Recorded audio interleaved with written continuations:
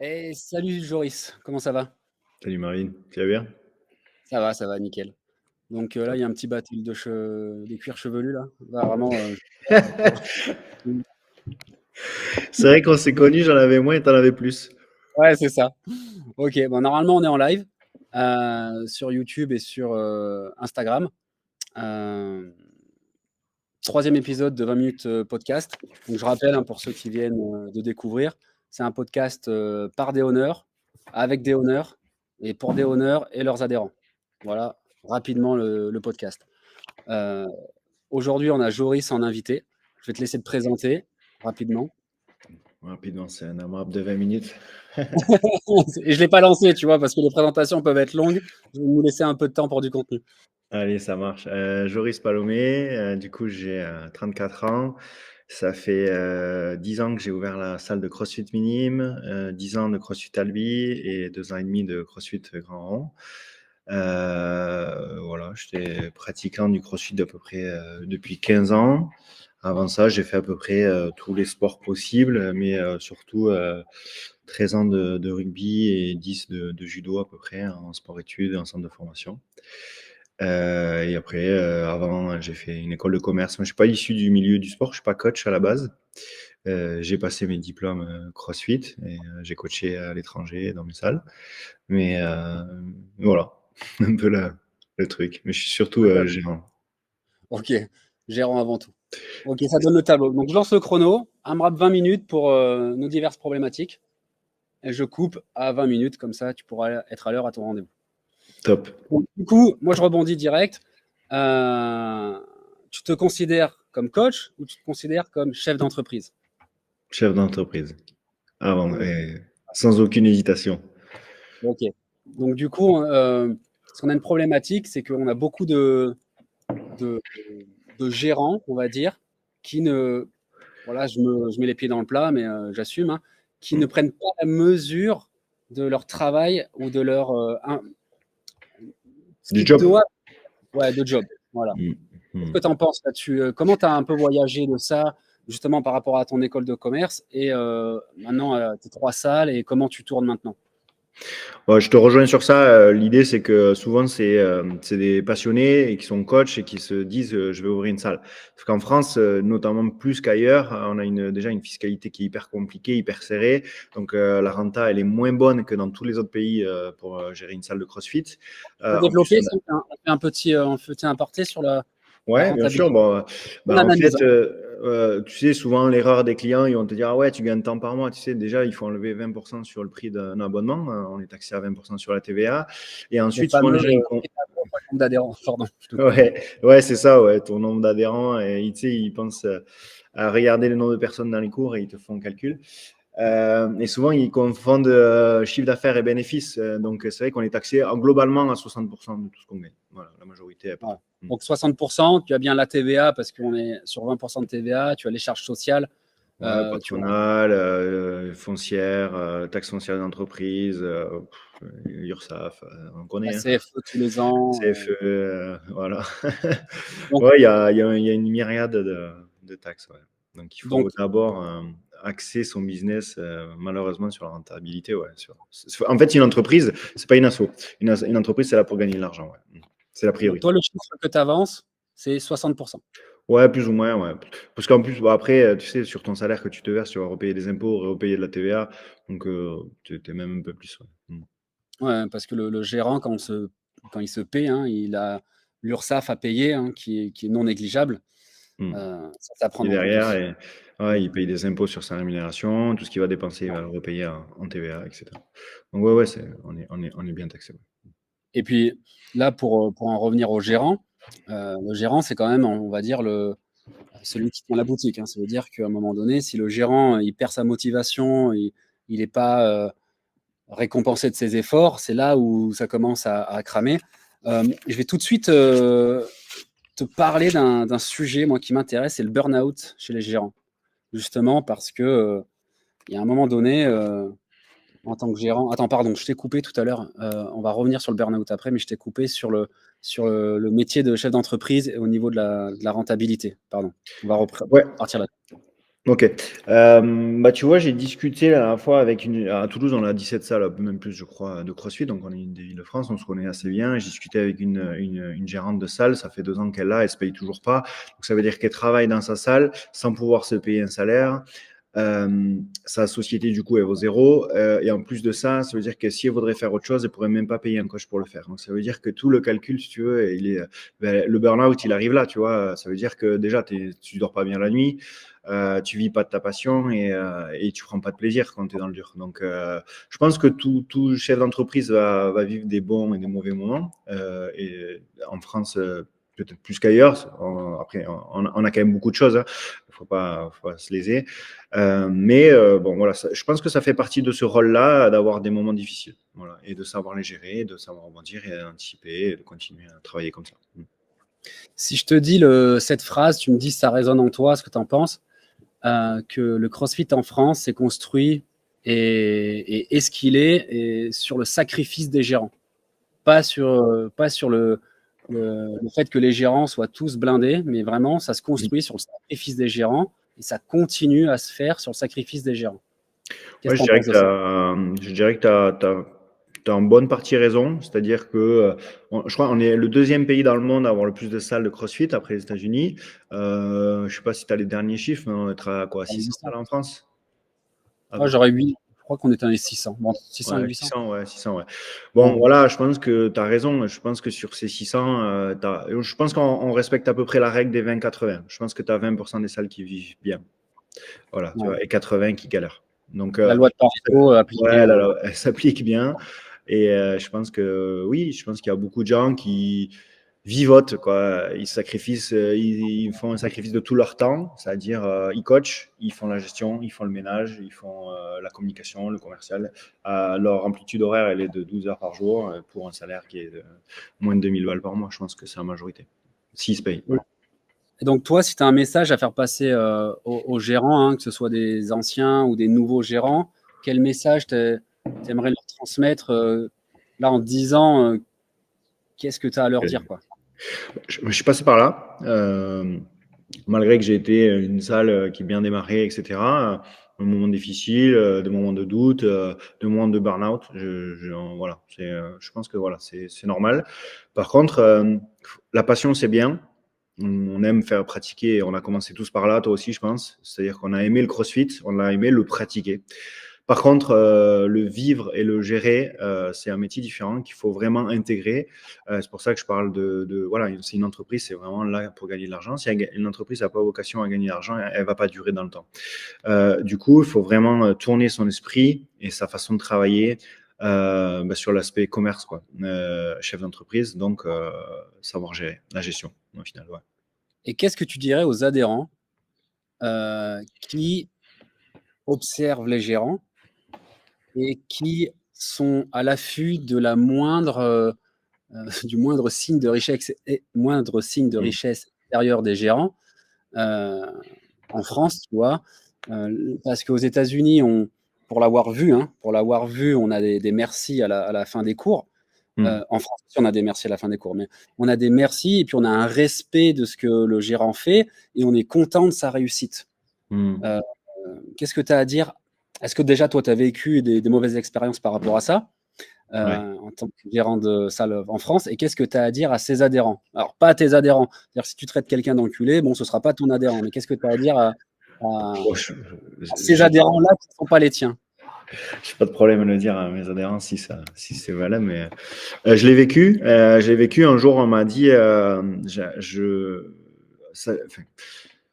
globalement, en fait, tu es toujours le premier à tout encaisser, à prendre tous les risques, à mettre tout ton argent de côté et souvent avec beaucoup de difficultés. Donc, en France, on n'aime pas la réussite et encore moins les chefs d'entreprise, on a l'image du mec qui se gave. Alors, quand je te dis que tu payes 60% de tout ce que tu gagnes, c'est la vérité. Donc, un jour, au début, je ne pouvais pas m'acheter de bagnole et je faisais la loc sur la société. Et un jour, on m'a dit, je comprends le prix de l'abonnement. Tu vois, alors c'était un Volvo XC60, tu vois, c'est pas non plus.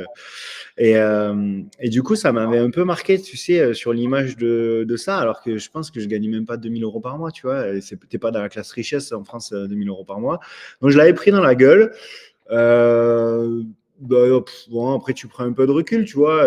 Moi, aujourd'hui, j'ai aucun problème, tu vois, à parler d'argent, de rémunération, à savoir le travail que je fournis, les risques que j'ai pris et comment je le fais, même vis-à-vis de mon équipe, tu vois, où je communique les chiffres de la salle, des résultats, et je les encourage à avoir des options et je leur donne des carottes aussi quand ça marche bien, tu vois. Et je suis assez paternaliste sur moi, sur mon équipe, c'est-à-dire que je donnerai souvent, j'ai souvent fait d'abord eux et après moi.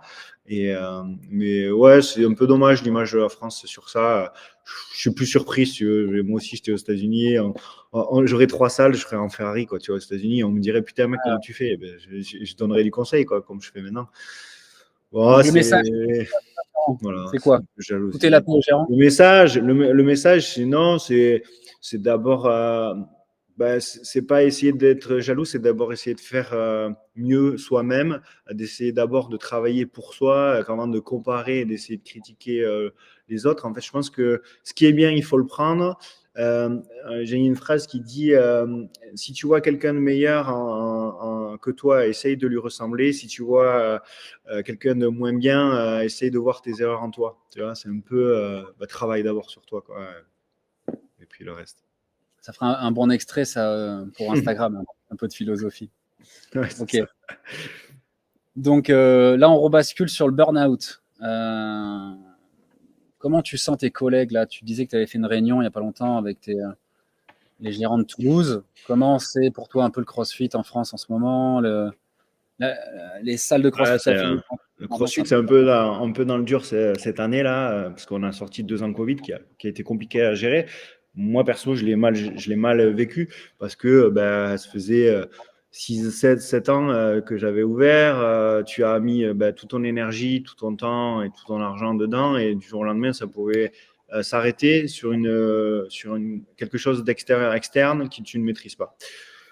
On a été accompagnés donc financièrement, et puis les adhérents nous ont aussi fait confiance. Ils ont essayé. Là, la communauté, je dirais qu'elle a joué le jeu, quoi. Ils nous ont soutenus. Ça n'a pas été, ouais, ça n'a pas été facile pour tout le monde.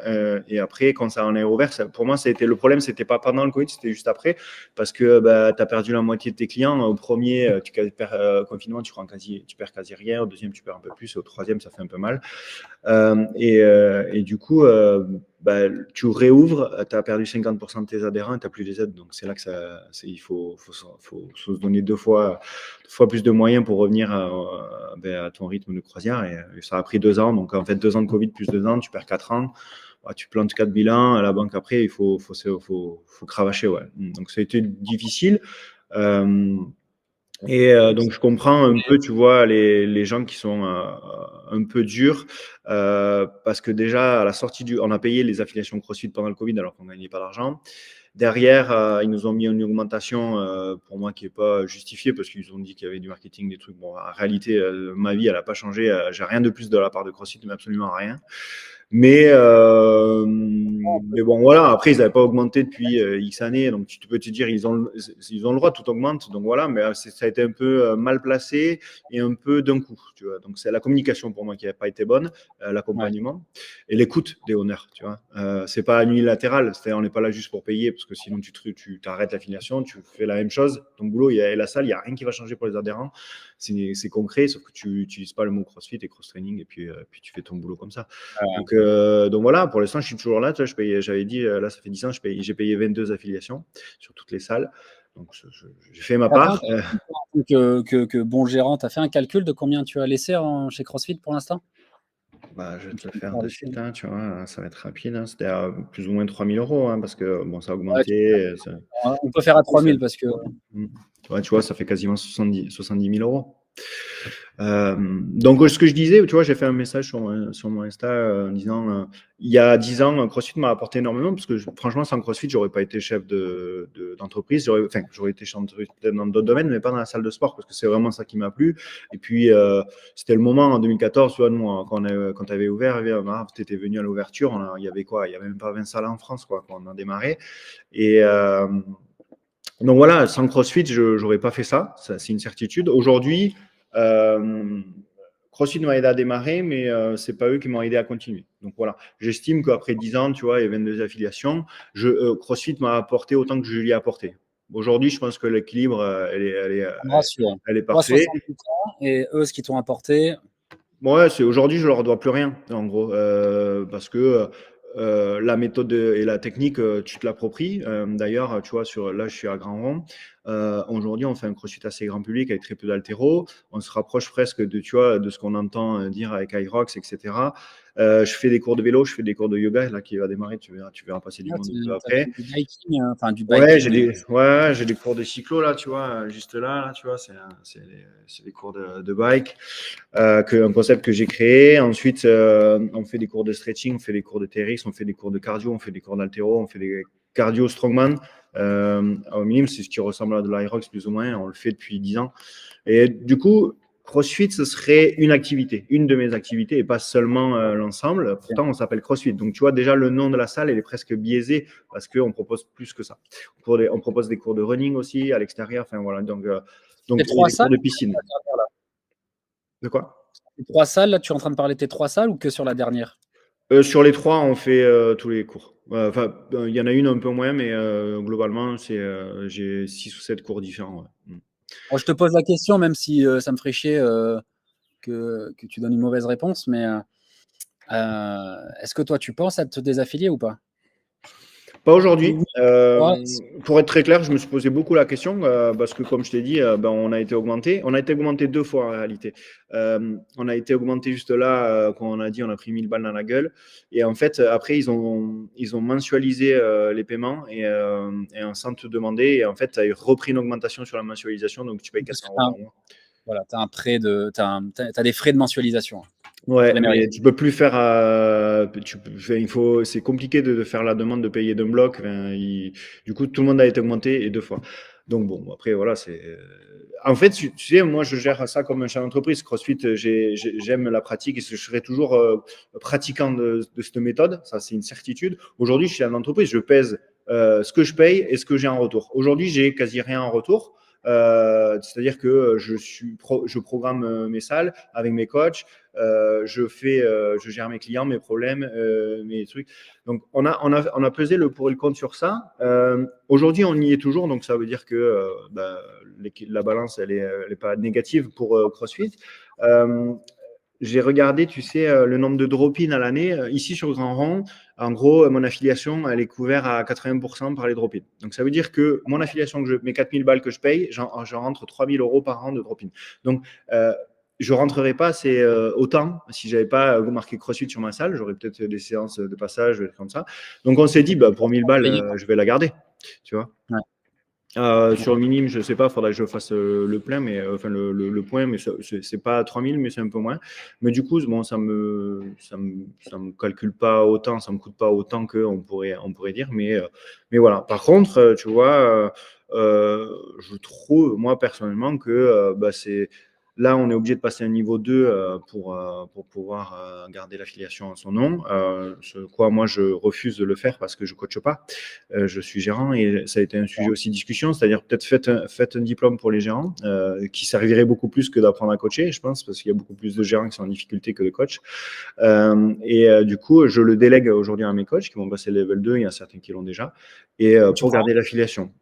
Tu prends un risque, il faut le dire. Tu reprends Ouais. en tant que gérant un risque parce Donc que. voilà, donc ça me coûte 1500 de plus. Donc en gros, mon affiliation, c'est 5500 cette année. Après, ça va Et durer puis, quelques années. l'affiliation appartiendra à ton coach. Tu reprends un risque parce que tu n'es pas à l'abri d'avoir des soucis juridiques Oui, après. il peut partir, il peut quitter son truc. L'affiliation, elle est à son nom, quoi. Voilà, donc Donc, tu es encore c'est vrai dans le que schéma du CrossFit français là, qui se construit sur le risque du gérant. Voilà. ouais, après, moi, j'ai confiance à mes équipes et ça a toujours bien passé, donc il y a pas de sujet, mais c'est vrai que tu peux avoir ça. Ça peut être un sujet, ouais, complètement. Ok. Et donc, toi, si je te dis que pour l'instant, on est quand même dans une année ou une période de stand-by, là, on ne peut pas trop dire aux gens qui se désaffilient qu'ils font une erreur. On est tous un peu en train de regarder. Il y en a qui prennent des décisions, il y en a qui attendent. Là, pour l'instant, on ne peut pas dire qui a raison ou pas. Enfin, je veux dire, moi, avant, je me sentais de crier un peu contre les gens qui n'étaient pas affiliés parce qu'on avait besoin de faire connaître le CrossFit, on avait besoin de cadrer tout ça. Maintenant, je me sens plus de dire quoi que ce soit à quelqu'un qui se Mmh. désaffilie. 10 ans. Moi non plus, je pense que chacun a une situation différente. Et puis, si tu veux, faut pas lancer la pierre à quelqu'un qui se désaffilie parce qu'il a peut-être des difficultés qu'on ne peut pas savoir déjà. Après, c'est un risque à prendre, c'est-à-dire que il faut savoir quand même faire tes recherches. Aujourd'hui, on vit grâce aux recherches Google, hein, faut pas se leurrer. Il faut regarder combien sur tes mots-clés, tu reçois un bilan avec Google Business. Qui c'est qui recherche CrossFit dans ta ville ou c'est ce que c'est cross-training en premier. Aujourd'hui, c'est toujours CrossFit qui est les gens dans la tête et c'est là où ils ont gagné CrossFit. C'est que, en fait, c'est le mot qui a pris la technique, le sport, en fait. Donc, du coup, aujourd'hui, tu peux dire oui, tu peux avoir une affiliation, l'enlever et dire que tu fais quasiment la même chose et tu fais du cross-training en t'appelant cross-training. Combien il me reste? 1 minute? 1 minute. Ouais, c'est bon ça. On a fait pas mal de temps. Et du coup, ça se tente en fait. Bon, si tu truc. Après, je pense que est-ce que si une fois que tu es parti, est-ce que CrossFit te reprendra? Ça c'est la question, tu vois. Mais tu sais, c'est un arbitrage de décision et on le fait pour beaucoup de choses en tant qu'entreprise sur plein de domaines et sujets différents. Donc, il faut analyser, prendre les avantages et les inconvénients de ça. Voilà, moi, j'y suis toujours pour l'instant. Mais je me pose un sujet à développer dans les prochains passages avec d'autres personnes. Il reste 30 secondes, ça passe super vite. Un mot pour tes adhérents? Moi, que pour l'instant, voilà, je continue à faire à fond mon job et pour pouvoir leur proposer les salles et le sport dans les meilleures conditions. Donc, ce sera toujours eux en premier, ouais. D'abord les adhérents, ensuite les coachs, et toi après, normalement. Mes coachs aussi, hein, ils sont au même niveau. C'est priorité à mon staff, que je dirais même. Ok. Bon, écoute, 3 secondes. Merci Joris. Je pense qu'on doit repasser comme les autres. Et on se revoit bientôt. Ouais, top, merci.